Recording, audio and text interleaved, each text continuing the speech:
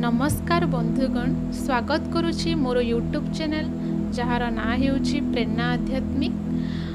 आजिर एही वीडियो रे मु नवग्रह स्तोत्र संक्षिप्त रे कहि अछि, जहाँकि मनुष्य प्रतिदिन पाठ करने द्वारा भगवान नवग्रह का आशीर्वाद प्राप्त होता है।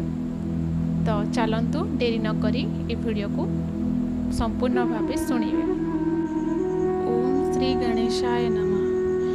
ओम जपा कुसुम संकासं कास्तपेयं महाद्युतिं तमोरिं सर्वपापघ्नं प्रणतोऽस्मि दिवाकरम्। ओम दधिसंकतुषाराभं क्षीरोदर्णस्वसंभवं नमामि शनिनं सोमं शम्भुमुकुटभूषणम्। ओम धरणी गर्भसंभूतं विद्युत्कान्ते समप्रभं कुमारं शक्तिहस्तं तं मङ्गलं प्रणमाम्यहम्। ओम प्रियङ्गुकालिकाश्यामं रूपेण प्रतिमं बुधं सौम्यं सौम्यगुणपेतं तं बुधं प्रणमाम्यहम्।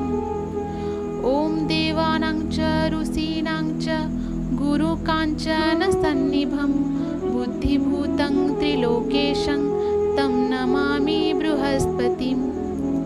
ओम हिमकुन्द मृणालाभं दैत्यानां परमं गुरुं सर्वशास्त्रप्रवक्तारं भार्गवं प्रणमाम्यहम्।